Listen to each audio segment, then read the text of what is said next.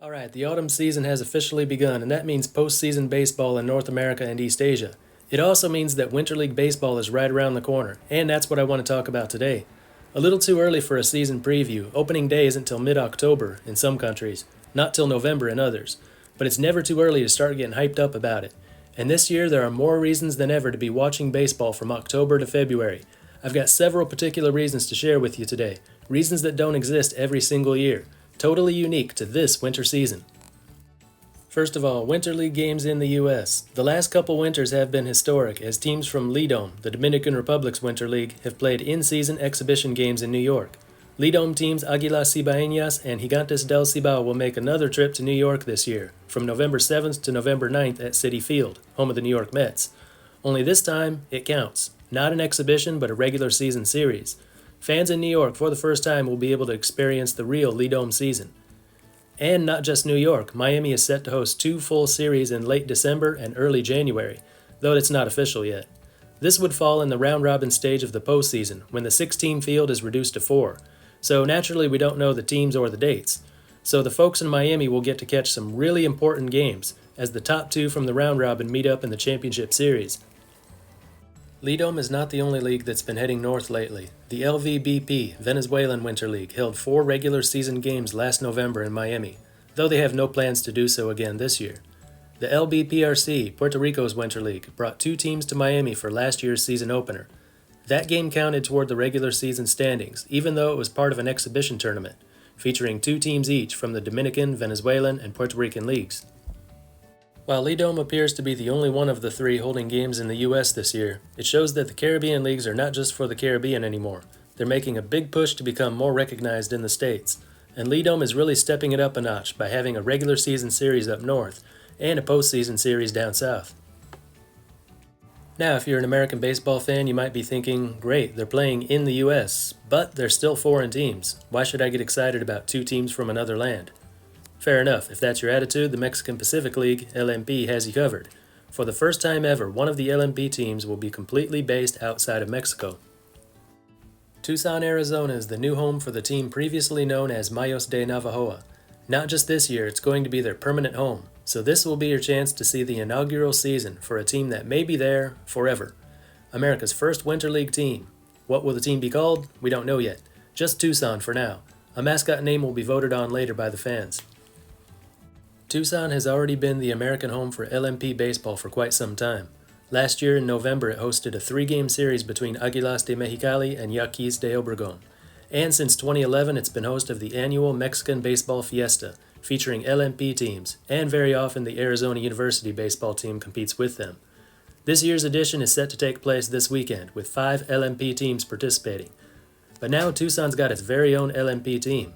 While New York and Miami are thrilled to get 1 or 2 Lidom series, Tucson will be hosting over 30 regular season LMP games.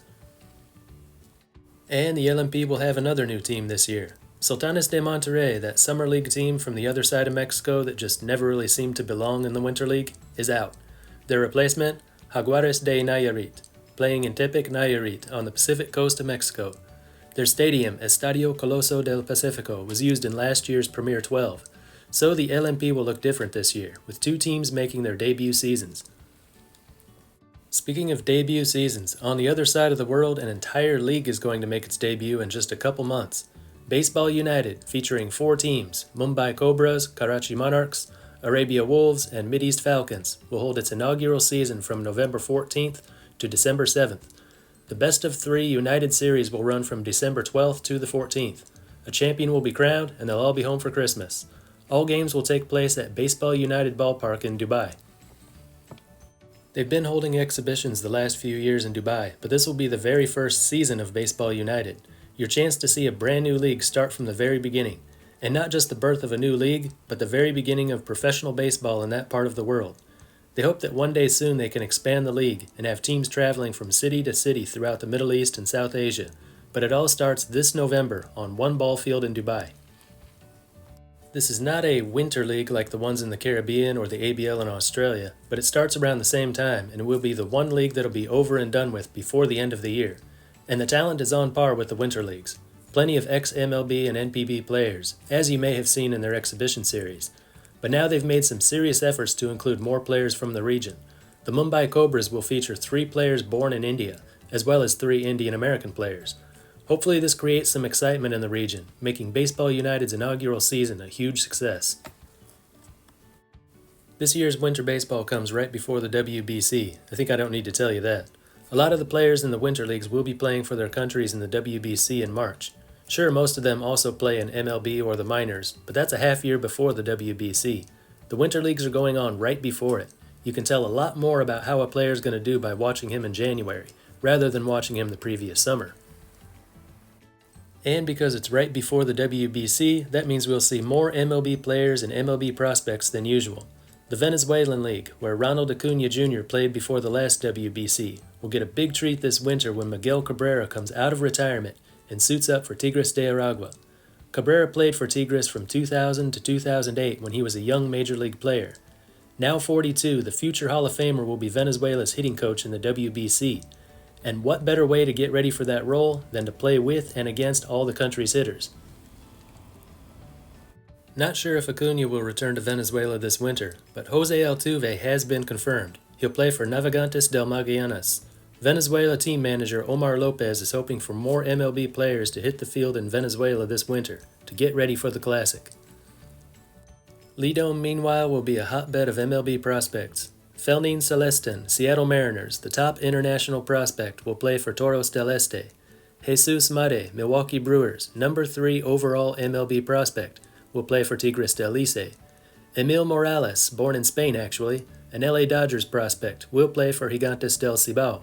Rainiel Rodriguez, St. Louis Cardinals, an 18-year-old catcher who tore it up in the minors this year, already up to high single A.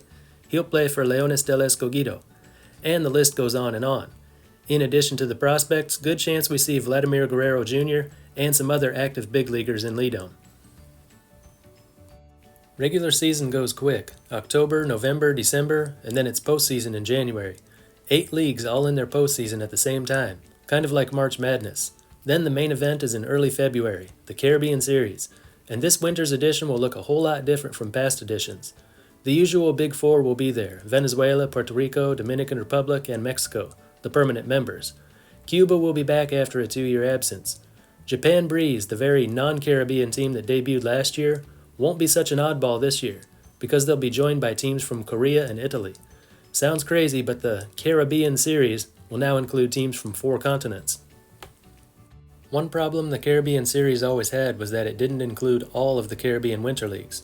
But starting in 2025, that problem's been taken care of. All the Caribbean champions not in the Caribbean Series go to the Series of the Americas, which ends right before the Caribbean Series begins. So you get 2 weeks of back-to-back Caribbean Championship baseball. And during that time, the Australian Baseball League also holds its championship series.